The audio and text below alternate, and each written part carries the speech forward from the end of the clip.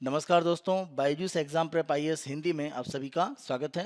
आज हम आपके सामने 6 अक्टूबर 2022 के दैनिक क्विज प्रस्तुत कर रहे हैं, जिसमें द हिंदू, इंडियन एक्सप्रेस तथा पीआईबी से संबंधित प्रमुख समाचारों के आधार पर प्रारंभिक परीक्षा के प्रश्न आपको दिए जाएंगे। साथ साथ यूपीएससी के द्वारा विगत वर्षों में पूछा गया प्रश्न हम आपको अभ्यास के लिए देंगे और अंत में आज के एक प्रमुख तथ्य की हम चर्चा करेंगे। तो आज के अपनी दैनिक क्विज को प्रारंभ करते हैं। उसके पहले आपके लिए दो महत्वपूर्ण सूचनाएं हैं। Byju's exam prep IAS Hindi के द्वारा राष्ट्रीय छात्रवृत्ति परीक्षा का आयोजन किया जा रहा है और इसका आयोजन 9 अक्टूबर 2022 को सुबह 11 बजे किया जाएगा। ऑनलाइन ये परीक्षा होगी। इसके माध्यम से आप बायजूस एग्जाम प्रेप आईएएस की तरफ से सिविल सेवा परीक्षा के लिए जो भी अलग अलग साधन आपको उपलब्ध कराए जाते हैं उनमें 90% तक छात्रवृत्ति प्राप्त कर सकते हैं। इस छात्रवृत्ति परीक्षा में भाग लेने के लिए रजिस्ट्रेशन पूरी तरह से फ्री है। हमारे इस वीडियो के डिस्क्रिप्शन बॉक्स में आप देखेंगे तो रजिस्ट्रेशन के संदर्भ में जो लिंक है वो दिया गया है, वहां से आप फ्री में अपना रजिस्ट्रेशन करा सकते हैं। यह रजिस्ट्रेशन आप 9 अक्टूबर 2022 को सुबह 6 बजे तक आपको अंतिम रूप में पूरा कर लेना है। इस राष्ट्रीय छात्रवृत्ति परीक्षा में भाग लेकर 90% तक छात्रवृत्ति प्राप्त करें और सिविल सेवा परीक्षा की तैयारी में बायजूस एग्जाम प्रेप आईएएस के आप सहभागी बने। दूसरी महत्वपूर्ण सूचना हमारे साप्ताहिक समसामयिकी के संदर्भ में है, जिसका आयोजन आप सभी जानते हैं शुक्रवार को रात्रि 8 से 9 के बीच में लाइव रूप में संचालित किया जाता है। और आगामी शुक्रवार को हमारा साप्ताहिक समसामयिकी का जो महत्वपूर्ण विषय है वह चीफ ऑफ डिफेंस स्टाफ के संदर्भ में है। तो एक्सप्लेन्ड श्रृंखला के अंतर्गत चीफ ऑफ डिफेंस स्टाफ के संदर्भ में अलग अलग जो पक्ष हैं उनकी जानकारी को प्राप्त करने के लिए लाइव रूप में साप्ताहिक समसामयिकी सत्र में शुक्रवार रात्रि 8 बजे आप लोग भाग लें। दैनिक क्विज के हम पहले प्रश्न को देखते हैं। टाइग्रे क्षेत्र के संबंध में निम्नलिखित कथनों पर विचार कीजिए। यह इथोपिया में सबसे उत्तरी क्षेत्रीय राज्य है। दूसरा, यह क्षेत्र इरिट्रिया, सूडान और जिबूती से घिरा है। तीसरा, यह टाइग्रियन, इरोब और कोनामा लोगों की मातृभूमि है।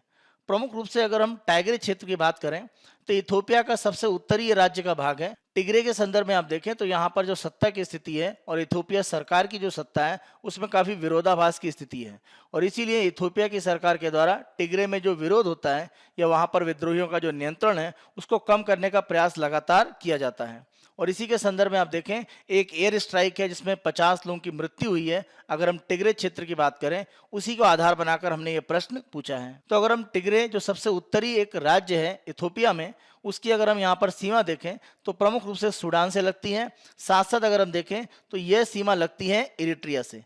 तो यहाँ पर सूडान और इरिट्रिया से सीमा है, लेकिन अगर हम जिबूती से बात करें क्योंकि जिबूती यहाँ पर है तो ये सीमा टिग्रे की एक तरह से नहीं बनती है। इस आधार पर अगर आप देखें तो हमारा जो पहला कथन है वो बिल्कुल सत्य है क्योंकि यह इथोपिया का सबसे उत्तरी क्षेत्रीय राज्य है। दूसरा, यह क्षेत्र इरिट्रिया, सूडान और जिबूती से घिरा है, यह कथन गलत है क्योंकि जिबूती इसकी सीमा पर नहीं आता है। और जहां तक हम टाइग्रियन, इरोब और कोनामा लोगों की बात करें, इन जाति समूहों के अगर हम निवास स्थानों की बात करें तो टाइग्रे क्षेत्र को प्रमुख रूप से माना जाता है। इस आधार पर तीसरा कथन सत्य है, दो कथन सत्य हैं, इसीलिए हमारा उत्तर हो जाता है बी, केवल दो कथन सत्य हैं। आज के दूसरे प्रश्न को हम देखते हैं। निम्नलिखित कथनों पर विचार कीजिए। ब्राजील के बाद भारत दुनिया में चीनी का दूसरा सबसे बड़ा उत्पादक है। चीनी उपक्रमों को वित्तीय सहायता देने की योजना यानी सेफासू और जीव ईंधन पर राष्ट्रीय नीति गन्ना उत्पादन को समर्थन देने के लिए सरकार की दो पहल हैं। तीसरा, कृषि लागत और मूल्य आयोग यानी CACP, commission on agriculture cost and price, आर्थिक मामलों की कैबिनेट समिति यानी cabinet committee on economic affairs की सिफारिशों के आधार पर गन्ने की उचित और लाभकारी मूल्य, इसको हम बोलते हैं FRP, fair and remunerative price, की घोषणा करता है। यह प्रश्न हमने इसलिए लिया है क्योंकि कॉर्पोरेट मामले, खाद्य और सार्वजनिक वितरण मंत्रालय की तरफ से एक सूचना दी गई है कि भारत चीनी के सबसे बड़े उत्पादक और उपभोक्ता के रूप में एक तरह से स्थापित हो चुका है और ब्राजील को एक तरह से हमने पीछे छोड़ दिया है। जहां तक हम चीनी के निर्यात की बात करें तो चीनी के निर्यात में हम दुनिया में दूसरे स्थान पर आ चुके हैं। चीनी के उपभोग के संदर्भ में और उत्पादन की अगर हम बात करें तो दोनों कथन में आप ध्यान रखें, भारत में उपभोग को लेकर या अगर हम चीनी के उत्पादन की बात करें, दोनों स्थितियों में भारत का स्थान प्रथम है, लेकिन निर्यात में हम दूसरे स्थान पर हैं। तो इस आधार पर आप देखें जो पहला कथन है वो गलत हो जाता है। ब्राजील के बाद भारत दुनिया में चीनी का दूसरा सबसे बड़ा उत्पादक है, नहीं, अब पहला बन चुका है। दूसरा कथन हम देखें तो ये दोनों योजनाएं, चाहे हम बात करें चीनी उपक्रमों को वित्तीय सहायता देने की योजना सेफासू या जैव ईंधन पर जो राष्ट्रीय नीति अगर हम 2018 की प्रमुख रूप से बात करें तो यहाँ पर कोशिश ये की जा रही है कि गन्ने के उत्पादन को बढ़ाया जाए। क्योंकि इसके माध्यम से कोशिश ये है कि चीनी की उत्पादन की जो स्थितियां वो तो बेहतर हुई, साथ साथ गन्ने के माध्यम से जो जैव ईंधन है उसके उत्पादन की स्थितियों को भी आगे बढ़ाया जाए। इस रूप में अगर हम देखें तो दूसरा कथन सत्य है। तीसरा, जब हम भारत में प्रमुख रूप से न्यूनतम समर्थन मूल्य की बात करते हैं तो गन्ने के लिए जो मूल्य होता है उसको उचित और लाभकारी मूल्य यानी फेयर एंड रिम्यूनरेटिव प्राइस कहा जाता है। इसके संदर्भ में जो सिफारिश है वो कृषि लागत और मूल्य आयोग के द्वारा की जाती है और अंतिम निर्णय आर्थिक मामलों की कैबिनेट समिति लेती है। तो यहाँ पर आप देखें केवल कथन 1 और 3 गलत है, यानी आपका उत्तर 1 और 3 गलत है, दूसरा कथन हमारा सही है। इस रूप में हमारा उत्तर है ए। आज के तीसरे प्रश्न को हम देखते हैं। काइनेटिक इंपैक्शन शब्द इनमें से किस मिशन के संबंध में देखा गया था? प्रमुख रूप से आप देखें नवंबर 2021 में नासा की तरफ से एक मिशन प्रारंभ किया गया था जिसका नाम था डार्ट। इस मिशन के माध्यम से आप देखें, अगर हम डार्ट मिशन की फुल फॉर्म देखें तो उससे ही आपको इसका अनुमान मिल जाता है कि इसका उद्देश्य क्या है। Double asteroid redirection test. तो डार्ट जो मिशन 2021 में लॉन्च किया गया था, इसी अगर हम 26 सितंबर 2022 की बात करें तो अंतिम रूप से अगर आप देखें तो जिस एस्टेरॉयड को ये लक्षित करके छोड़ा गया था वहां पर इसने अपनी एक टक्कर मारी है। तो प्रमुख रूप से अगर आप देखें तो यहाँ पर अगर हम एस्ट्रॉयड की बात करते हैं तो ये डायडोमस नाम का है। इसी अगर हम डायडोमस एस्ट्रॉयड की बात करें तो इसके चारों ओर चक्कर लगाने वाला एक दूसरा एस्टेरॉयड है डायमॉर्फस नाम का। और इसी पर अगर हम देखें तो डार्ट के द्वारा एक टक्कर मारी गई है जिसके माध्यम से आप देखें इसकी जो कक्षा है जो यहाँ पर पहले हुआ करती थी वो अब बदलकर ये हो गई है। तो इसकी कक्षा को परिवर्तित करने के लिए नासा के द्वारा यह एक प्रमुख प्रयोग किया गया।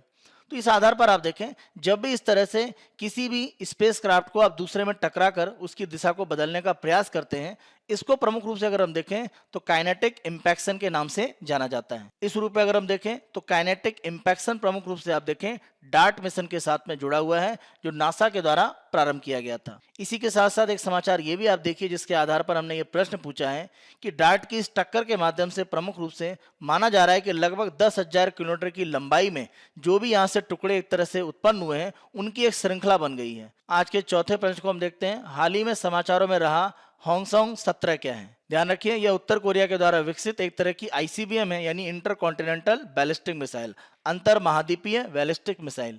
इसके माध्यम से उत्तर कोरिया अलग अलग महाद्वीपों तक मारक क्षमता को एक तरह से प्राप्त कर लेगा। और इसके संदर्भ में अगर हम देखें तो उत्तर कोरिया की तरफ से घोषणा भी की गई है और साथ साथ अलग अलग प्रकार की जो मिसाइलें हैं उनको उत्तर कोरिया लगातार विकसित करता रहता है और परीक्षण करता रहता है, जिससे उसकी कोशिश ये है कि अमेरिका या अन्य जो विरोधी देश हैं उनके खिलाफ वह एक तरह से बढ़त बनाए रखें। दैनिक क्विज के दूसरे भाग में हम विगत वर्षों में यूपीएससी के द्वारा दिए गए प्रारंभिक परीक्षा के प्रश्नों को आधार बनाते हैं और आज हम 2013 में यूपीएससी के द्वारा प्रारंभिक परीक्षा में पूछा गया प्रश्न आपको दे रहे हैं। प्रश्न को हम देखते हैं। कवक मूली यानी माइकोराइजल जैव प्रौद्योगिकी को निम्नलिखित स्थलों के पुनर्वासन में उपयोग में लाया गया है क्योंकि कवक मूल के द्वारा पौधों में। प्रमुख रूप से अगर हम माइकोराइजल की बात करें तो इसकी इमेज को आप देख सकते हैं। माना जाता है कि ये जो एक तरह का फंगस है वो जब एक तरह से जमीन के भाग में लगता है जड़ों में तो इसके माध्यम से प्रमुख रूप से पेड़ों को चाहे हम जल की बात करें या अन्य प्रकार के जो पोषण होते हैं वो बहुत आसानी से प्राप्त हो जाते हैं। तो ये जो फंगस होता है इसके माध्यम से जल और पोषण ये पौधों को मिलता है। इसी के साथ साथ अगर हम देखें तो यहाँ पर पौधे के द्वारा जो भी एक तरह से शुगर या शर्करा की मात्रा होती है वो एक तरह से इस फंगस को उपलब्ध कराई जाती है। यहाँ पर अगर हम इस फंगस यानी कवक की बात करें और साथ साथ अगर हम बात करें पेड़ पौधों की तो ये एक दूसरे के साथ में आपस में सहयोग करके अपना जीवन आगे बढ़ाते हैं और माना जाता है कि पौधों को जल और पोषण प्राप्त करने में इस तरह के जो फंगस या कवक स्थापित हो जाते हैं जिनको प्रमुख रूप से माइकोराइजल एक तरह से कहा जाता है, ये एक बड़ी भूमिका निभाते हैं। तो कोई ऐसा क्षेत्र है जहाँ पर मान लीजिए पानी की स्थिति बहुत अच्छी नहीं है या ऐसे क्षेत्र हैं जहाँ पर हम कह सकते हैं कि अलग अलग पोषण या जो पानी है वो पेड़ पौधों को आसानी से नहीं मिल पाता है, वहाँ पर इस तरह के जो कवक होते हैं वो काफ़ी सहायता देते हैं। अब हम अपने विकल्पों को देखते हैं। सूखे का प्रतिरोध करने एवं अवशोषण क्षेत्र को बढ़ाने की क्षमता आ जाती है। माना जाता है कि ये कवक जब स्थापित होता है जड़ों में तो 700 गुना ये क्षमता बढ़ जाती है। तो इस रूप में पौधे जल आसानी से प्राप्त कर पाते हैं और अपने विकास को आगे बढ़ाते हैं। पीएच की अति सीमाओं को सहन करने की क्षमता आ जाती है। यानी अगर हम यहाँ पर पीएच मान की बात करें यानी प्रमुख रूप से अगर हम कह सकते हैं कि जो भी अम्लता है या क्षारीयता की स्थिति है अगर वो अति सीमा पे है यानी एक सीमा से ज़्यादा रहती है तो वहाँ पर भी ये जो प्रमुख रूप से कवक हैं ये काफ़ी नियंत्रण करते हैं। इस रूप में अगर हम देखें तो दूसरा कथन भी यहाँ पर आपका सत्य है। तीसरा कथन हम देखें, रोगग्रस्तता से प्रतिरोध की क्षमता आ जाती है। माना जाता है कि माइकोराइजल जब भी इस तरह के कवक स्थापित होते हैं पौधों की जड़ों में, उनमें रोग से लड़ने की क्षमता भी स्थापित होती है। तो तीनों प्रमुख रूप से कारक हैं जो माइकोराइजल एक जैव प्रौद्योगिकी के साथ में जुड़े हुए हैं। इस रूप में अगर हम देखें तो हमारा उत्तर है डी, 1, 2, 3 तीनों कथन यहाँ पर सत्य हैं। दैनिक क्विज के तीसरे भाग में हम आज के तथ्य की चर्चा करते हैं और आज हम शोधन अक्षमता और दिवालियापन संहिता 2016 के संदर्भ में प्रमुख रूप से चर्चा करेंगे। अगर हम इस संहिता की बात करें तो इसको पूर्ण हुए 6 वर्ष पूरे हो रहे हैं और इसी उपलक्ष्य में इसके जो उपयोग है उसके संदर्भ में प्रमुख रूप से बातें की जा रही हैं। आप ध्यान रखें, जब हम इस संहिता की बात करते हैं तो इसका प्रमुख रूप से उद्देश्य ये था कि जो भी वित्तीय संस्थाओं के प्रमुख रूप से अगर हम एनपीए की बात करें यानी गैर निष्पादनकारी संपत्ति, यानी जो बैंकों का ऋण समय पर वापस नहीं आ पा रहा है और मान के चलिए एनपीए की स्थिति 90 दिन के बाद बनती है, तो इस तरह के जो ऋण है उनको कैसे वापस लाया जाए। इसके लिए ऐसा नहीं है कि भारत में आईबीसी के पहले प्रक्रियाएं नहीं थी, बिल्कुल थी, लेकिन वो प्रक्रिया बहुत सहायक नहीं थी। और आईबीसी 2016 यानी शोधन अक्षमता और दिवालियापन संहिता, इसके माध्यम से प्रमुख रूप से कोशिश ये की गई कि बैंकों के ऋण जो एक तरह से समय पर वापस नहीं आ पा रहे हैं या गैर निष्पादनकारी संपत्ति बने हुए हैं, उनको प्राप्त करने की प्रक्रियाएं बढ़ाई जाएं। और यहाँ पर वित्त मंत्री जी के द्वारा ये बात कही जा रही है कि आईबीसी का जो कानून है 2016 का, उसमें कह सकते हैं कि जो स्थितियां या लक्ष्य प्राप्त करने का प्रयास किया जा रहा था उसमें कुछ समस्याएं हैं, तो इसीलिए वहां पर सुधार करने की आवश्यकता है। तो अगर किसी कंपनी का ऋण एक तरह से समय पर वापस देने की स्थिति नहीं बन रही है उसकी बैंक को, तो ऐसी स्थिति में बैंक उस पर केस फाइल कर सकता है और इसे प्रमुख रूप से शोधन अक्षमता और दिवालियापन संहिता 2016 के अंतर्गत कानूनी प्रक्रियाओं में लाया जाता है। शोधन अक्षमता और दिवालियापन संहिता 2016 की अगर हम बात करें तो उसमें अगर किसी कंपनी के खिलाफ मान लीजिए मामला है या किसी सीमित देयता भागीदारी यानी लिमिटेड लायबिलिटी पार्टनरशिप एलएलपी के खिलाफ कोई केस है, तो मामला एक तरह से जाता है एनसीएलटी के पास यानी नेशनल कंपनी लॉ ट्राइब्यूनल। और एनसीएलटी के निर्णय के खिलाफ अगर आपको अपील करनी है तो आपको राष्ट्रीय कंपनी विधि अपील अधिकरण यानी एनसीएलएटी में एक तरह से अपनी अपील दायर करनी पड़ती है। इसी तरह से अगर व्यक्तिगत रूप में किसी व्यक्ति के द्वारा डिफॉल्ट किया जाता है, बैंक को ऋण समय पर वापस नहीं किया जाता है, और आप ध्यान रखें यहाँ पर जो स्थितियां हैं वो एनपीए को लेकर है, नॉन परफॉर्मिंग एसेट गैर निष्पादनकारी संपत्ति, या अगर हम बात करें साझेदारी फर्म पार्टनरशिप फर्म, तो इनका जो मामला है वो प्रमुख रूप से जाएगा डेट रिकवरी ट्राइब्यूनल के पास। अगर आप डीआरटी के निर्णय से संतुष्ट नहीं है तो आप डेट रिकवरी अपीलेट ट्राइब्यूनल यानी डेट में उसके खिलाफ अपील कर सकते हैं। तो ये जो पूरी प्रक्रियाएं हैं ये किसी भी तरह के जो ऋण है उनके समाधान करने के लिए रहती हैं। मान लीजिए अगर कोई एक कंपनी है जिसके खिलाफ मामला चल रहा है 2016 के इस कानून में, तो एक तरीका ये रहता है कि कंपनी का पूर्ण रूप से अगर हम देखें तो तरलीकरण कर दिया जाता है, जिसको हम बोलते हैं लिक्विडेशन। यानी कंपनी के पास जो भी एसेट होते हैं उन एसेट को एक तरह से बेचकर प्रमुख रूप से जो बैंक के ऋण होते हैं उन ऋण को एक तरह से वापस करने की प्रक्रियाएं की जाती हैं। दूसरा तरीका ये हो सकता है कि कंपनी को किसी और कंपनी के हाथ में एक तरह से बेचा जाए। तो ऐसी स्थिति में अगर किसी अन्य को कंपनी बेचते हैं तो माना जाता है कि जो भी यहाँ पर पूंजी प्राप्त होगी उस पूंजी के माध्यम से आप बैंक के जो ऋण है उनकी वापसी की प्रक्रियाएं कर सकते हैं। तो इस 2016 के कानून के माध्यम से कोशिश ये की जा रही थी कि जो भी ऋण है उनकी वापसी समय पर हो, साथ साथ जो कंपनियां हैं उनके कार्य करने की स्थिति भी बनी रहे। लेकिन अगर हम देखें तो यहाँ पर स्थितियां सही रूप में आगे नहीं बढ़ रही हैं। 2016 की अगर हम इस संहिता की बात करें तो इसके आधार पर प्रमुख रूप से लाभ की स्थितियां अगर हम देखें तो 2016 के बाद 60 ट्रिलियन रुपए से ज्यादा के जो दावे हैं वो इस कानून के माध्यम से एक तरह से अपील में लाए गए हैं और उसमें अगर हम देखें तो लगभग 2.5 ट्रिलियन रुपए की वसूली की गई है। तो अगर हम जून 2021 तक का आंकड़ा देखें तो माना जा रहा है कि 36% एक तरह से वसूली है, और इस आंकड़े को अगर हम देखें तो 2016 की संहिता से पहले ये वसूली का जो आंकड़ा है वो काफी नीचे था। तो इस रूप में आप कह सकते हैं ऋणों की जो वसूली है वो एक तरह से काफी हद तक बढ़ी है। लेकिन दूसरा जो बिंदु है वो थोड़ा चिंता का विषय है। यहाँ पर आप देखें आईबीसी इस कानून के अंतर्गत यानी अगर हम बात करते हैं इंसॉल्वेंसी एंड बैंकरप्सी कोड यानी शोधन अक्षमता और दिवालियापन संहिता 2016, इसमें 4451 मामले स्वीकार किए गए हैं। इसमें 396 में आप देखें समाधान किया गया है, मतलब ऋण कैसे वापस होगा इसको लेकर समझौता हो गया है। आप देखें 1349 में परिसमापन यानी कंपनी को एक तरह से क्या उसके सारे एसेट बेचकर कंपनी को बेचा गया है, और 1114 की स्थिति में आप देखें कंपनी को बंद कर दिया गया या वापस ले लिया गया मामला, और 1682 मामले अभी भी चल रहे हैं। तो इस रूप में आप देखें बड़ा हिस्सा मामलों का ऐसा है जहां पर कंपनियों को एक तरह से परिसमापन या उनका तरलीकरण लिक्विडेशन किया गया है। उनके जितने भी एसेट है वो बेचकर एक तरह से ऋण वापस दिया गया है। जब आप परिसमापन की बात करते हैं तो आप ध्यान रखें, कंपनी के काम करने की स्थितियां एक तरह से आप समाप्त करते हैं। तो ये भारत में उद्योग के लिए बहुत अच्छी स्थिति नहीं है, क्योंकि आईबीसी कानून लाने का ये उद्देश्य नहीं था कि कंपनियों को एक तरह से उनके एसेट बेचकर बंद किया जाए। यहां पर यह था कि आसानी से ऋण वापसी की प्रक्रियाएं हो पाए। तो ये स्थिति दिखा रही है कि आंकड़े कहीं ना कहीं खराब हैं।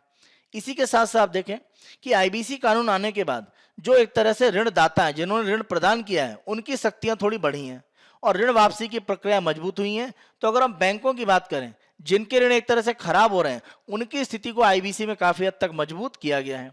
ये प्रमुख रूप से आप देखें लाभ की स्थितियां हैं। अगर हम समस्याएं देखें तो जैसा अभी हमने चर्चा किया कि माना यह जा रहा है कि लगभग 1/3 मामले जिसमें परिसमापन किया जा रहा है, ऐसा नहीं होना चाहिए, क्योंकि परिसमापन के माध्यम से कंपनी के कार्य करने की स्थितियां समाप्त हो जाती हैं और ये भारत में कहीं ना कहीं उद्योग के आगे बढ़ने की जो स्थितियां हैं उसमें एक तरह से कमजोरी लाता है। इसी के साथ साथ देखें, सामान्य तौर पर आईबीसी में शुरुआती स्थितियों में 180 दिन में जो भी आपकी प्रक्रिया वो समाप्त होनी चाहिए थी। बाद में आप देखें इसको बढ़ाकर एक तरह से कर दिया गया 270 दिन, और अगर अभी हम देखें तो ये प्रक्रिया 330 दिन के अंदर पूरी होनी चाहिए। लेकिन आप देखें तो ये मामला सामान्य तौर पर 419 दिन तक खिंच जाता है। तो औसत जो 330 दिन की एक अंतिम सीमा है, उससे यह मामला काफी ज्यादा लंबा है। तो समय सीमा बढ़ गई है, तो ज्यादा लंबा समय लग रहा है किसी भी मामले को इस 2016 की संहिता में अगर हम अंतिम रूप में निर्णय देना चाहते हैं। साथ साथ आप देखें 75% बकाया मामले 270 दिन से भी ज्यादा लंबे समय से लंबित पड़े हैं। तो प्रक्रियाएं समय पर नहीं हो रही हैं, और साथ साथ आप देखें तरलीकरण या परिसमापन की प्रक्रियाएं अधिक हो रही हैं। ये दो सबसे बड़े विवाद हैं। इसको हल करने के लिए सरकार की तरफ से कुछ प्रयास भी हुए हैं। जैसे 2016 की जो संहिता है उसमें 2021 में एक संशोधन किया गया, और उसके माध्यम से अगर हम देखें तो प्री पैकेज की एक व्यवस्था लागू की गई, जहां पर अगर हम देखें तो छोटे मामलों में प्रमुख रूप से जो भी एक तरह से समाधान की प्रक्रिया उसको थोड़ा आसान किया गया, और वहां पर माना जा रहा है कि उससे प्रक्रिया थोड़ी आसान हो पाएंगी। लेकिन प्री पैकेज की प्रक्रिया को बहुत ज्यादा कंपनियों ने अभी स्वीकार नहीं किया है और ये बहुत पॉपुलर नहीं हो पाया है। इसीलिए शोधन अक्षमता और दिवालियापन संहिता 2016 उसमें परिवर्तन इस रूप में होने चाहिए जिससे कि समय पर प्रक्रिया हो पाए और ज्यादातर कंपनियों का परिसमापन न किया जाए, बजाय उनके ऋणों को एक तरह से पुनर्संरचना किया जाए, रीस्ट्रक्चरिंग किया जाए, जिससे कंपनी के संचालन की स्थितियां बनी रहें। और आप ध्यान रखें, प्री पैकेज के प्रोसेस में कंपनी के संचालन की प्रक्रिया कंपनी के ऊपर ही रहती है, जबकि सामान्य तौर पर अगर इस संहिता में मामला जाता है तो कंपनी का नियंत्रण दूसरे लोगों के हाथों में चला जाता है। तो इस तरह की प्रक्रियाएं जो प्रायोगिक रूप में शुरू की गई हैं उनको सफल बनाने की आवश्यकता है, तभी इस कानून की सफलता को हम लंबे समय के लिए सुनिश्चित कर पाएंगे। यह हमारा 6 अक्टूबर 2022 का दैनिक क्विज है। आने वाले दिनों में अन्य दिनों के दैनिक क्विज हम आपको इसी तरह से उपलब्ध कराते रहेंगे। Byju's exam prep IAS Hindi को आप बहुत अधिक पसंद कर रहे हैं। अधिक से अधिक संख्या में लाइक, शेयर और सब्सक्राइब करना ना भूलें। धन्यवाद।